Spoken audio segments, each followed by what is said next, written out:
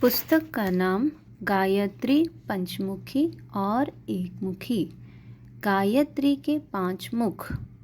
गायत्री के पंचमुखी चित्रों एवं पंचमुखी प्रतिमाओं का प्रचलन इसी प्रयोजन के लिए है कि इस महामंत्र की साधना का अवलंबन करने वालों को यह विदित रहे कि हमें आगे चलकर क्या करना है।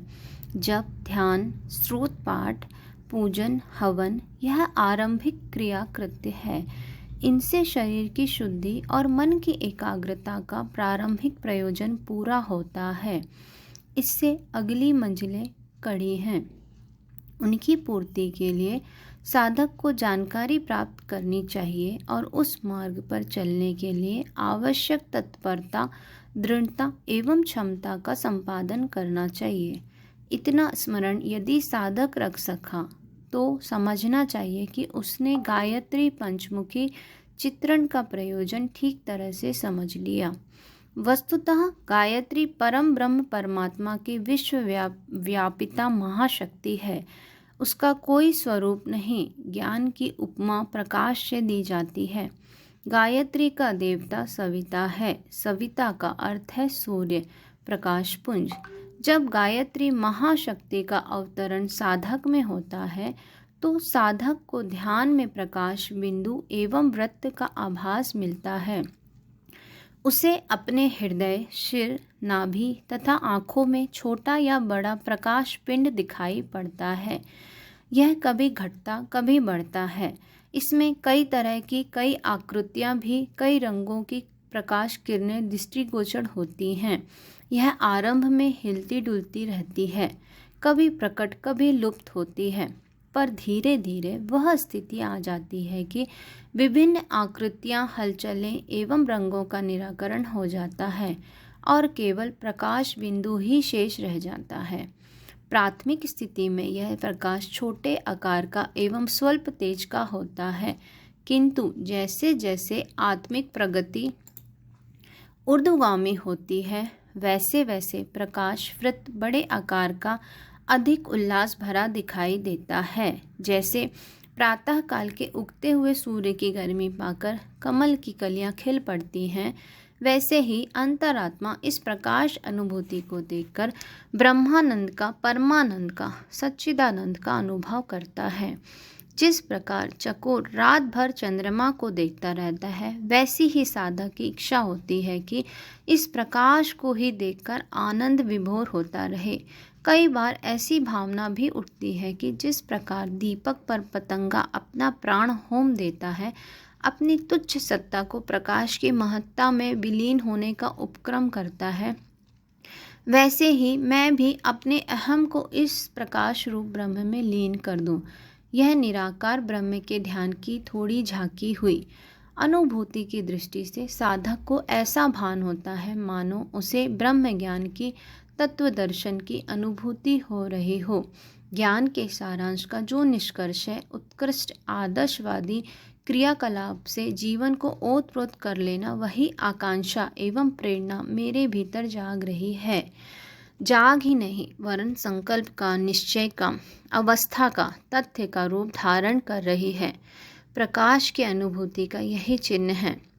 माया, मोह और स्वार्थ संकीर्णता का अज्ञान तिरोहित होने से मनुष्य विशाल दृष्टिकोण से सोचता है और महान आत्माओं जैसी साहसपूर्ण गतिविधियां अपनाता है। उसे लोभी और स्वार्थी, मोहग्रस्त, मायाबद्ध लोगों की तरह परमार्थ पथ पर साहसपूर्ण कदम बढ़ाते हुए ना तो झिझक लगती है और ना संकोच होता है। जो उचित है उसे करने के लिए निर्भीकता पूर्वक साहस भरे कदम उठाता हुआ श्रेय पथ पर अग्रसर होने के लिए द्रुत गति से बढ़ चलता है। यह तो गायत्री रूपी परब्रह्म सत्ता के उच्च स्तरीय ज्ञान एवं ध्यान का स्वरूप हुआ। प्रारंभिक स्थिति में ऐसी उच्च स्तरीय अनुभूतियां संभव नहीं होती। इस दशा में प्रारंभिक क्रम ही चलाना पड़ता है। जब पूजन, ध्यान, स्तवन, हवन जैसे शरीर साध्य क्रियाकलाप ही प्रयोग में आते हैं, तब चित्त या प्रतिमा का अवलंबन ग्रहण किए बिना काम नहीं चल सकता। प्रारंभिक उपासना साकार माध्यम से ही संभव है। निराकार का स्तर काफ़ी ऊंचा उठ जाने पर आता है। उस स्थिति में भी प्रतिमा का विरोध या परित्याग करने की आवश्यकता नहीं पड़ती, वरन उसे नित्य कर्म में सम्मिलित रखकर संचित संस्कार को बनाए रहना पड़ता है। इमारत की नींव में कंकड़ पत्थर भरे जाते हैं। नींव जम जाने पर तरह तरह के डिजाइन की इमारतें उस पर खड़ी होती हैं। नींव में पड़े हुए कंकड़ पत्थर दृष्टि से ओझल हो जाते हैं, फिर भी उनका उपहास उड़ाने, परित्याग करने या निकाल फेंकने की आवश्यकता नहीं पड़ती, वरन यह मानना पड़ता है कि उस विशाल एवं बहुमूल्य इमारत का आधार वे नींव में भरे हुए कंकड़ पत्थर ही हैं। साकार उपासना की आध्यात्मिक प्रगति भी नींव भरना कहा जा सकता है। आरंभिक स्थिति में उसकी अनिवार्य आवश्यकता ही मानी गई है। अस्तु अध्यात्म का आरंभ चिर अतीत से प्रतिमा पूजन के सहारे हुआ है और क्रमशः आगे बढ़ता चला गया है। गायत्री महाशक्ति की आकृति का निर्धारण भी इसी संदर्भ से हुआ है। अन्य देव प्रतिमाओं की तरह उसका विग्रह भी आदिकाल से ही ध्यान एवं पूजन में प्रयुक्त होता रहा है। सामान्यतः एक मुख और दो भुजा वाली मानव आकृति प्रतिमा ही अधिक उपयुक्त है। पूजन और ध्यान उसी का ठीक बनता है। सगी माता मानने के लिए गायत्री को भी वैसे ही हाथ पैर वाली होना चाहिए जैसा कि साधक होता है। इसीलिए ध्यान एवं पूजन में सदा से दो भुजाओं वाली और एक मुख वाली पुस्तक एवं कमंडल धारण करने वाली हंसवाहिनी गायत्री माता का प्रयोग होता रहा है, किंतु कतिपय स्थानों में पंचमुखी प्रतिमा एवं चित्र भी देखे जाते हैं। उनका ध्यान पूजन भले ही उपयुक्त न हो, पर उनमें एक महत्वपूर्ण शिक्षण संदेश एवं निर्देश अवश्य ही भरा हुआ है। हमें उसी को देखना समझना चाहिए। गायत्री के 5 मुख, जीव के ऊपर लिपटे हुए पंचकोश, 5 आवरण और 10 भुजाएं, 10 सिद्धियां एवं अनुभूतियां हैं। 5 भुजाएं बाईं और 5 दाहिनी ओर हैं।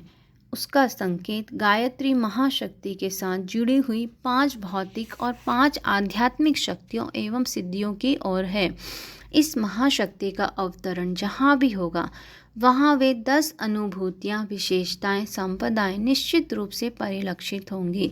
साधना का अर्थ एक नियत पूजा स्थल पर बैठकर अमुक क्रियाकलाप पूरा कर लेना मात्र ही नहीं, वरन समस्त जीवन को साधनामय बनाकर अपने गुण, कर्म, स्वभाव को अपने उत्कृष्ट स्तर का बनाना है कि उसमें वे विभूतियाँ प्रत्यक्ष दृष्टिगोचर होने लगे, जिनका संकेत पंचमुखी माता की प्रतिमा में 10 भुजाएं दिखाकर किया जाता है।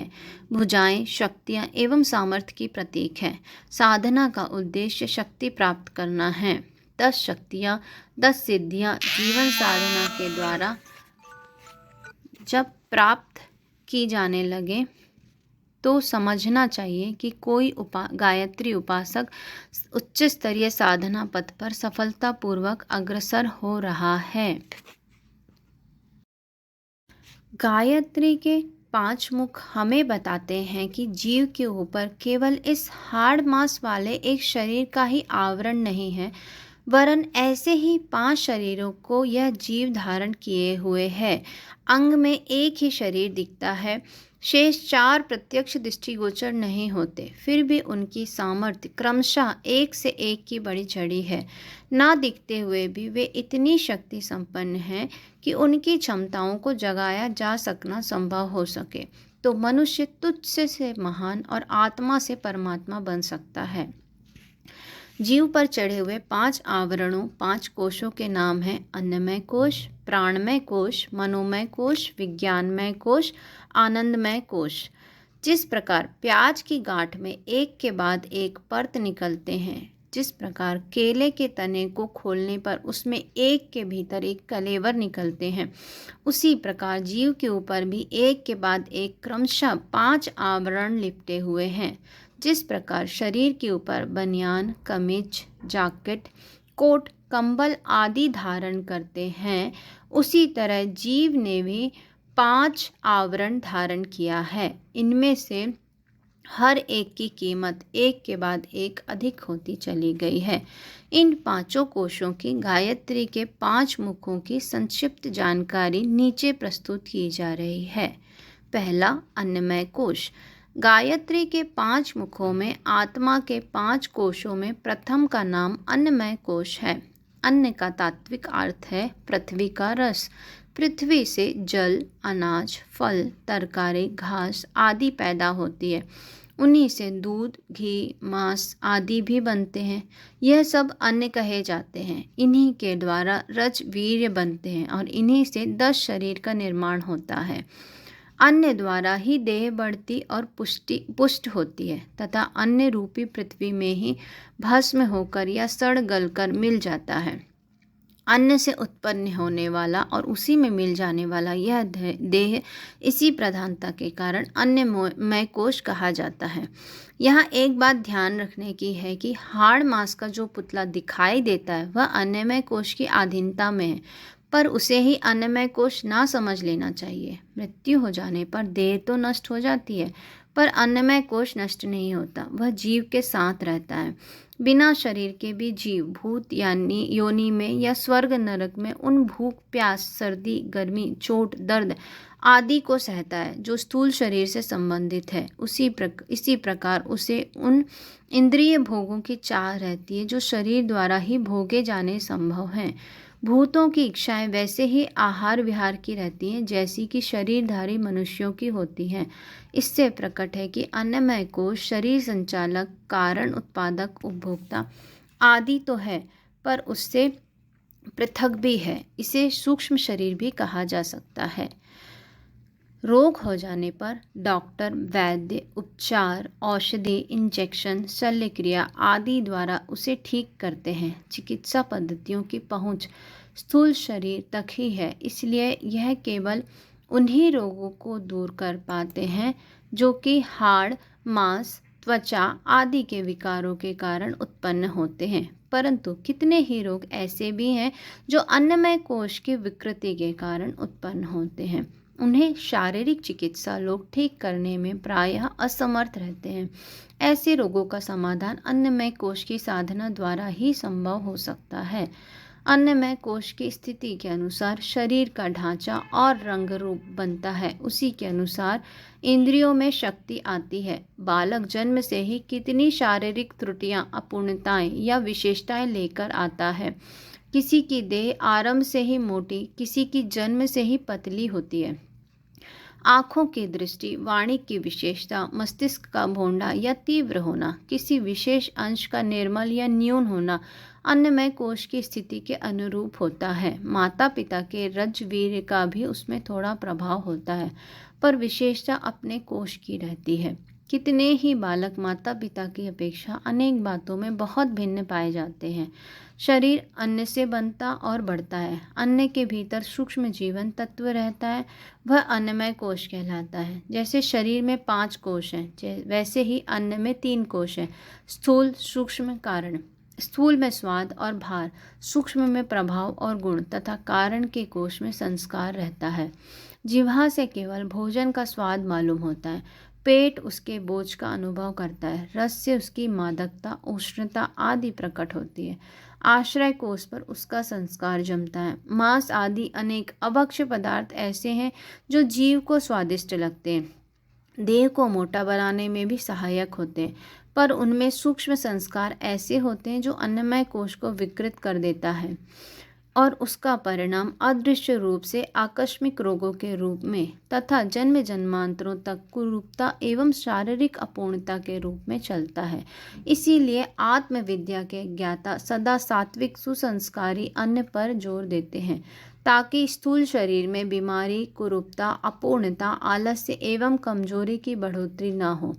जो लोग अभक्ष्य खाते हैं वे अब नहीं तो भविष्य में ऐसी आंतरिक विकृति से ग्रस्त हो जाएंगे जो उनकी शारीरिक सुख से वंचित रखे रहेगी। अन्नमय कोश के आवरण की उसे परिपुष्ट एवं समुन्नत करने की अनेक साधनाएं हैं। इस परिचय पुस्तिका में उनका वर्णन संभव नहीं। गायत्री महाविज्ञान द्वितीय भाग में उनका वर्णन किया जा चुका है। यहाँ तो इसका इतना ही समझना पर्याप्त है कि आहार शुद्धि से, सत्वगुणी अन्न खाने से इष्ट कोश का परिशोधन होता है। ईमानदारी का कमाया हुआ, स्वच्छता पूर्वक बनाया हुआ, शांत चित्त से खाया हुआ और औषधि की भावना से भगवान का प्रसाद समझकर नियत समय पर उचित मात्रा में ग्रहण किया हुआ सात्विक प्रकृति का आहार ही अन्नमय कोश की उन्नति में सहायक होता है। अन्नमय कोश की साधना से मनुष्य निरोग, दीर्घजीवी, सुंदर, सुदृढ़, आकर्षक एवं प्रभावशाली बनता है। ऐसा शरीर धारण किए रहने वाला जीव जीवन के जिस क्षेत्र में भी प्रवेश करता है, अपने प्रभावपूर्ण व्यक्तित्व के कारण सफलता ही प्राप्त करता चला जाता है। दूसरा, प्राणमय कोश। प्राण शक्ति एवं सामर्थ्य का प्रतीक है। मानव शरीरों के बीच जो अंतर पाया जाता है वह बहुत साधारण है। एक मनुष्य जितना आहार करता है, जितना श्रम करता है, जितना लंबा, मोटा, भारी है, दूसरा भी उससे थोड़ा बहुत न्यूनाधिक होगा। परंतु मनुष्यों के बीच जो जमीन आसमान का अंतर पाया जाता है, उसका कारण उनकी आंतरिक शक्ति है। विद्या, चतुराई, अनुभव, दूरदर्शिता, साहस, लगन, धैर्य, जीवन शक्ति, ओज, पुष्टि, पराक्रम, पुरुषार्थ, महानता आदि नामों से इस आंतरिक शक्ति का परिचय मिलता है। आध्यात्मिक भाषा में इसे प्राण शक्ति कहते हैं। प्राण नेत्रों से होकर चमकता है, चेहरे पर बिखरता फिरता है, हाव भाव में उसकी तरंगें बहती हैं। प्राण की गंध में एक ऐसी विलक्षण मादकता होती है जो दूसरों को विभोर कर देती है। प्राणवान स्त्री पुरुष मन को ऐसे भाते हैं कि उन्हें छोड़ने को जी नहीं चाहता। प्राण वाणी में घुला होता है, उसे सुनकर सुनने वाले की मानसिक दीवारें हिल जाती है। मौत के दांत उखाड़ने के लिए जान हथेली पर रखकर जब मनुष्य चाहता है तो उसके पास प्राण शक्ति ही ढाल तलवार होती है। चारों ओर निराशाजनक घनघोर अंधकार छाया होने पर भी प्राण शक्ति आशा की प्रकाश रेखा बनकर चमकती है। बालू से तेल निकालने की, मरुभूमि में उपवन लगाने की, असंभव को संभव बनाने की, राई को पर्वत करने की सामर्थ्य केवल प्राणवान में ही होती है। जिसमें स्वल्प प्राण है उसे जीवित मृत कहा जाता है। शरीर से हाथी के समान स्थूल होने पर भी उसे पराधीन पर मुखापेक्षी ही रहना पड़ता है। अपनी कठिनाइयों का दोष दूसरों पर थोपकर किसी प्रकार मन को संतोष देता है। उज्जवल भविष्य की आशा के लिए वह अपनी सामर्थ्य पर विश्वास नहीं करता। किसी सबल व्यक्ति के, नेता की, अफसर की, धनी की, सिद्ध पुरुष की, देवी देवता की सहायता ही उनकी आशाओं का केंद्र होती है। ऐसे लोग सदा ही अपने दुर्भाग्य का रोना रोते हैं। प्राण द्वारा ही वह श्रद्धा, निष्ठा, दृढ़ता, एकाग्रता और भावना प्राप्त होती है जो भाव बंधनों को काटकर आत्मा को परमात्मा से मिलाती है। मुक्ति को परम पुरुषार्थ माना गया है। संसार के अन्य सुख साधनों को प्राप्त करने के लिए जितने विवेक, प्रयत्न एवं पुरुषार्थ की आवश्यकता पड़ती है, मुक्ति के लिए उससे कम की नहीं वरन अधिक की आवश्यकता होती है। मुक्ति विजय का उपहार है, जिसे साहसी शूरवीर ही प्राप्त करते हैं।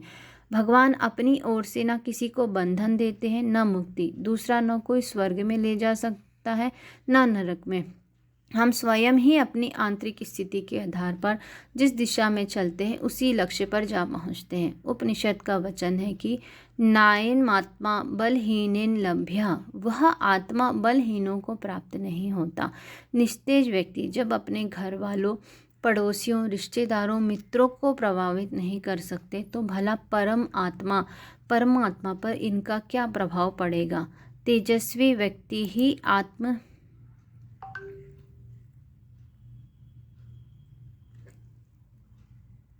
आत्मलाभ भी कर सकते हैं।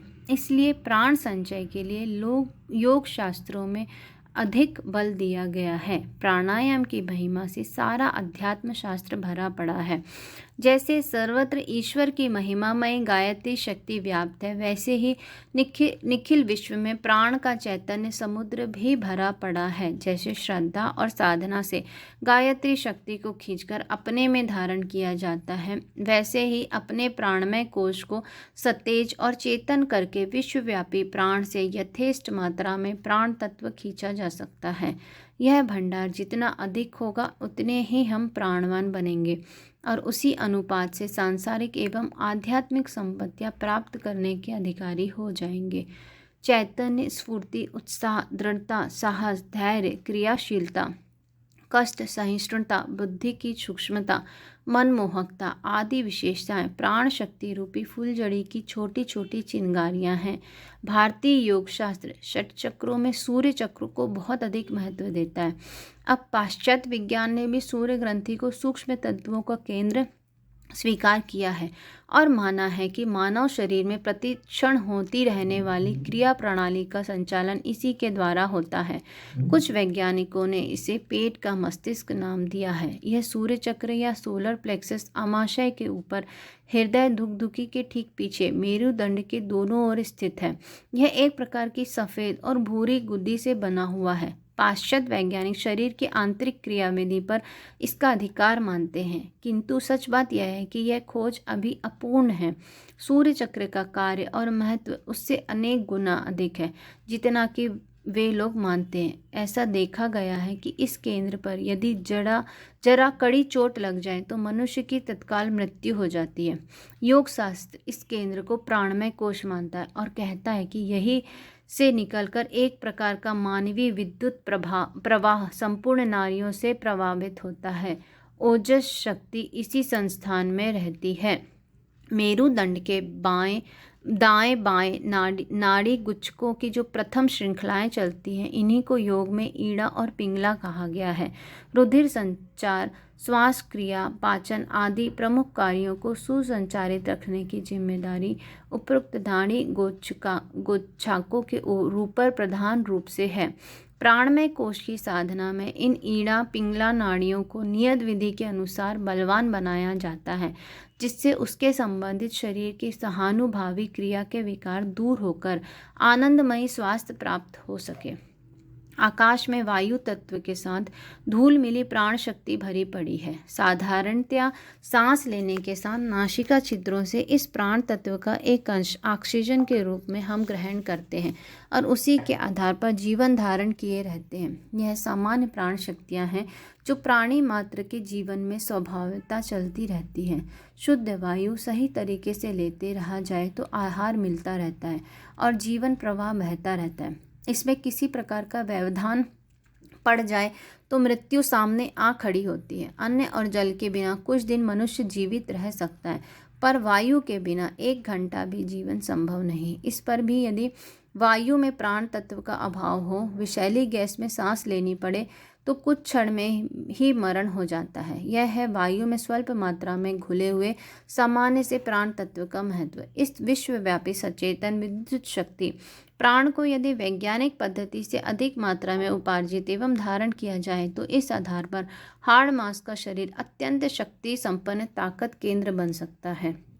प्राणवान व्यक्ति साहस के पुतले होते हैं और जिस कार्य को सामान्य व्यक्ति कष्ट साध्य एवं असंभव मानते हैं, उन कार्यों को वे अपनी प्रखर प्राण शक्ति के बल पर सरलतापूर्वक कर लेते हैं, अद्भुत प्रगति कर दिखाते हैं। प्राण शक्ति लौकिक जीवन की सफलता में जितनी उपयोगी है, उतनी ही आध्यात्मिक उपलब्धियों में भी इसकी आवश्यकता है। षट चक्रों का वेदन, ब्रह्म ग्रंथि, विष्णु ग्रंथि, रुद्र ग्रंथि का विमोचन, कुंडलिनी जागरण, तंत्रोक्त वाम मार्ग आदि उच्च स्तरीय साधनाएं प्राण शक्ति की प्रचुरता होने पर ही सफल होती हैं। प्राण शक्ति के अभिवर्धन के लिए 84 प्रकार के प्राणायामों का तथा अन्य साधना क्रमों के विधान हैं। साधक की आंतरिक स्थिति के अनुरूप अनुभवी मार्गदर्शक उनका अभ्यास कराते हैं। इस मार्ग पर जो जितना बढ़ता जाता है, उसका तो ओजस उसकी प्रत्येक स्थिति में दृष्टिगोचर होने लगता है।